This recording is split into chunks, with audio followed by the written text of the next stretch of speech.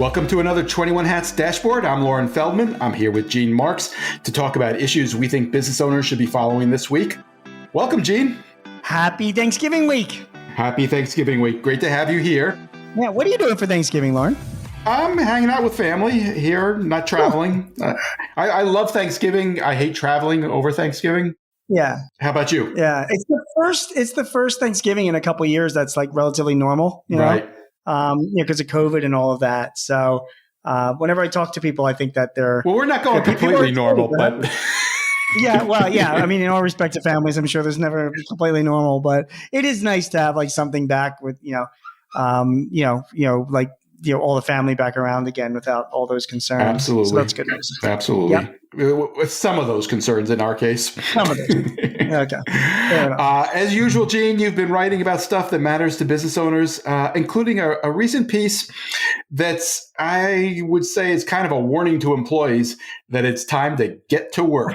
Let me quote you. You wrote, "Enough with the quiet quitting. Stop doing your side gig on your employer's time. Scale back your work from home demands. Reconsider that big push to unionize your office. Don't criticize your company on social media. Wear the uniform. Come to work on time. Be available when needed. Go the extra mile. Make the extra effort. Work the extra hours. Zip it. Do it, and do it now." Why? Because if you don't do these things, you're going to be the first to lose your job, and sooner than you think. Amen. Who wrote that? That guy's a genius. It's well written. It's well written. Gee, do you think your own employees needed to hear that message?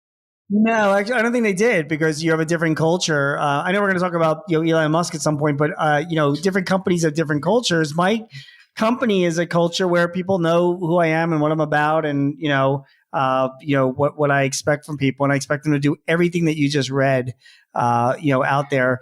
There is, listen, we've gone through quite a few years right now of employees sort of ruling the roost and calling the shots.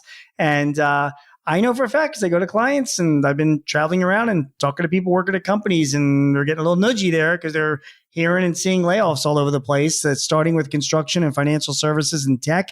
And, there are a lot of big brands that are starting to prep for some layoffs as well. This is the time to cut the fat.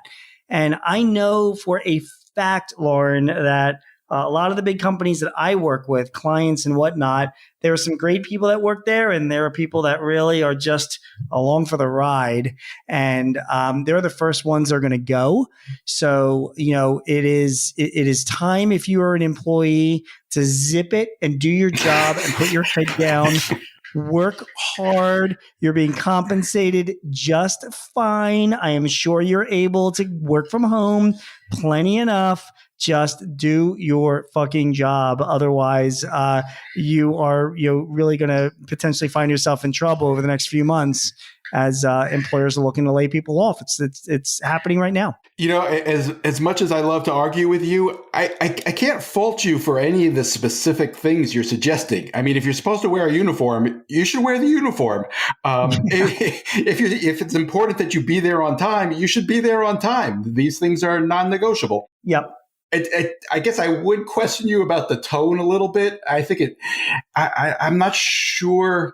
I'm going to tell you something. That's funny that you said that. I was talking with a company today that wants me. They're a software company, and they hired me to write a short piece about their encouraging their clients, their customers, to move to the cloud. Right. Because they're still using like a lot of this software that's like on their desktop. Right. Yep. And I'm like, okay, well, just before we go further, you're okay with me having a bit of a tone, because it's tough. Maybe it's tough love, but when I hear companies, companies are still not embracing the cloud at this point, I feel like shaking them and smacking them across the face. And I feel it's the same way with employees. Listen, I said this, I gave the same lecture to my kids as well. Lauren, like, listen, it's just tough love. Like, guys, you've made a lot. This doesn't sound like tough love to me. It sounds like tough something else. Employees have made a lot of gains over the past number of years. Their workplace never is it going to be perfect, but workplace conditions are pretty darn good. Compensation levels are pretty darn good.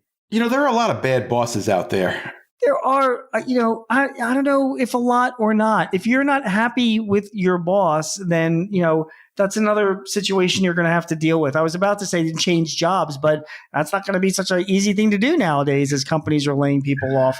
I guess my point is that, it's time to stop with all the demands and it's time to do your job, to do what you're paid for. Because if you really want to succeed in your career and you really want to get ahead and you really want to make money, the best way to do it is to deliver what you say you're going to deliver, and do it in a professional, respectful way.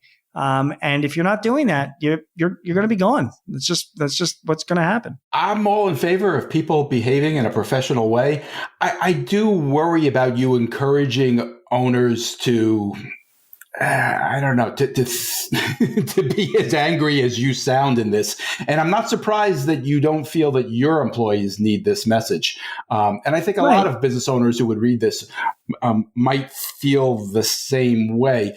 For one thing, I'm not clearly, we may be heading into a recession and things have changed and employees do not have the leverage today that they did 3, 4, 5 months ago. But it's not going all the way back to the way it was, I don't think. I mean, we're going to come through this recession. There was a labor shortage before we hit the pandemic. The labor shortage may hang around, especially in certain industries. Employees are still going to have some leverage, and I think employers have to be aware of that. Yeah, but Lauren, what are you saying? I mean, are you saying don't do a good job? Don't show up to work on time? I'm saying, don't worry. Is that what you're saying? I'm saying don't tell your employees to zip it and get back to work. Look, let's talk about quiet quitting. So we should tell our employees don't, you keep complaining and don't do work? Is that what you're saying? I mean, I don't understand. No. Let's talk about quiet quitting. I mean, I don't know how anybody can defend getting paid not to do a job. And I'm certainly not here to do that. But there are different definitions of quiet quitting. What are you referring to when you use the term? Well, quiet quitting is what I've written about before, and you kind of defined it pretty well. It's people that are doing the bare minimum, if that, to get by while still collecting a paycheck and looking for other opportunities. I think the best example of quiet quitting is the fact that over the past 3 years, there's been almost 15 million new startup applications filed. The grand majority by all those work from home employees that were so busy in the office that don't seem to be as busy working from home, anymore. So they're doing side gigs during the day. There are stories all over the internet about employees that are like patting themselves on the back because they're collecting a paycheck while at the same time starting their own business and doing work on their employer's time. That's like, quietly quitting because they're not telling their employers they're doing that. And they act as if their employers don't know or aren't going to figure this out. They know. Employers aren't idiots. Do you think they know? Yeah, I do. I think smart employers can figure out if somebody's being productive or not working up to the level that they should be. And if you think you're getting away with something, you're not, and you're going to get fired. Well, I think some people are taking advantage of working remotely to, keep up enough work so that they're not found out by their employers while doing the side gig. That's different from just, if you're not doing the job, you're just not doing the job, and that's not going to fly for long anyway. Yeah, but what I always think about with the employees, my clients are like small and mid-sized businesses, and I can say to every single one of them, the owners of those businesses are desperate for somebody that will work in their company, that has skin in the game, that could be their future manager, their future successor to their company. They're always like business owners themselves constantly feel like they're on their own. They're dealing with all the pressures. They're looking for people to really share the burden with them and grow with them and succeed with them. And those people seem to be so few and far between, and there's so many opportunities to do that if you work for a smaller company, if you have the right attitude. Great work, going above, beyond, you're spending the extra time, showing up to work on time, staying late, getting your work done above your job description. I mean, that's what successful people do. So you don't want to be successful. Do the opposite, you'll get fired. Agreed. I think the nub of where I disagree a little bit is, how do you get employees to do that? And I think, I'll tell you, offering you can't, telling them to zip it and get back to work, I don't think is the way you get them to go above and beyond and think of their current employer as a place where they can build a career. you are right. There are some people in this world that you can put a gun against their head and they're just going to do what they're going to do. Maybe for me as an outsider, I'm not the people reading my stuff are, I'm not their boss. So instead of their boss having to be the bad guy, let me be the bad guy. And let me tell the reader, if you're reading this and you're a shit employee, you're going to lose your job. So maybe it won't come across the same way if your employer is telling you this, but I'm telling you this. Do a better job, work harder, go the extra mile, wear the uniform, stop with the quiet quitting. If you do that, you will be appreciated by your employer, big or small, and you will succeed unless you don't want to succeed. If you don't want to succeed, then, fair enough. Well, it's not a question of not wanting to succeed. It may be that they don't see it as a calling. It's like they want to put in their hours. They want to do what's expected, but it's not what they want to build their life around. And that can work in certain situations. Right. That's one definition of quiet quitting, where someone is actually meeting expectations but not exceeding them. Okay. And I think in certain circumstances that can work. That's enough for some owners, some bosses, not for all. Yep. I think as an owner of a business with 10 employees, I'm not expecting any of my employees don't have to be superstars, rising above and beyond and carrying all the weight. But I don't know. My expectation is that they will do, at the very least, their job responsibilities and hopefully a little bit more than that. So, but that's up to the employee to decide. All right. So somewhat along these lines, what did you think of Elon Musk's hardcore ultimatum? It seems to me to be somewhat in the ballpark of what you're saying. He told his employees in an email, if you're not ready to be extremely hardcore, you should resign. Thoughts? So, first of all, Elon Musk is a genius. And we know he's not from this planet by now. He is also on the spectrum. So whatever his delivery is, the way he behaves, he's a socially awkward person. He sleeps in his friend's couch. The way that he is making changes at Twitter is being done very publicly. He's having a great time doing it, on Twitter. It's like having a ball. I wouldn't recommend that. He's having a great time doing it, and he's Elon Musk. Maybe, or he's putting up a front. Yeah, maybe, but he seems like he's having a good time doing it. And I just, if you're going to make changes at a company and change the culture and all of that, most good, competent CEOs will do that in their own way without it being, completely displayed in public for the world to see and criticize. So that's the first point. Second point is that he's doing nothing different than what my own story. When I left, I was at KPMG for 9 years, and then I left and I became a controller at a publicly held company outside of Philly, right? And I inherited an accounting staff of 5 people. And the guy that left, they loved him. And he was just a different personality than me. I won't go into any more details than that. And within a year, 4 of the 5 accounting staff had been replaced, right? They were just, that's not uncommon. When a new manager comes on board, a sales manager, an HR manager, they take over a team. It is not uncommon to say, okay, there's a new sheriff in town and this is the way that I run my game. And, you're either with me or you're without me. I think this is a pretty extreme example of that at Twitter. It's just a bigger example. It's just a bigger example. Not bigger, extreme. It's a bigger example. Well, it's bigger, but so it's extreme because he's doing it publicly. We know about this because he's fighting this out in the media. When he comes and he says this is the way it's going to be, that could have been all internal without the media knowing about it. He could have done it over a longer period of time. But in the end, it's the ends that deserve the means deserves the end. He is trying to do those employees that do not want to be on his train a favor by giving them a chance to get out and get 3 months severance. And by the way, there is reported, throughout the weekend that, hundreds of employees are taking him up on that and have left Twitter. All right, well, Twitter is close to 8,000 employees. So if he's going to shed 10% of his workforce to cut the fat and have the people remaining with them that are going to... I think he already did that. Well, so this is what's remaining. He wants to make sure that the people that are going to be part of his team going forward are going to be aligned with the kind of culture and vision that he wants his company privately held to have. And, this is what he's asking of his people. And like I said, I think he's doing his employees a favor because he's telling them in advance, this is what my expectations are. If you don't want to be part of this, leave. And the employees themselves are doing him a favor by leaving so that they don't have to quietly quit or give him headaches because they're not performing the way that they need to perform. So again, I don't think he's doing anything different than anybody that takes over a team does. He's just doing it publicly and in the media eye right now.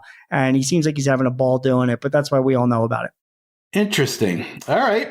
Let me just ask you this. You're pretty active on Twitter. Are you thinking about changing your Twitter habits at all? Or? I'm so excited about Twitter. I can't wait till he makes the changes.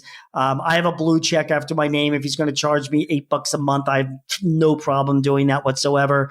I have like 110,000 followers, Lauren, and I am I can guarantee you half of them are bots. So my expectation is it's going to cut everybody's followers down to actual real followers.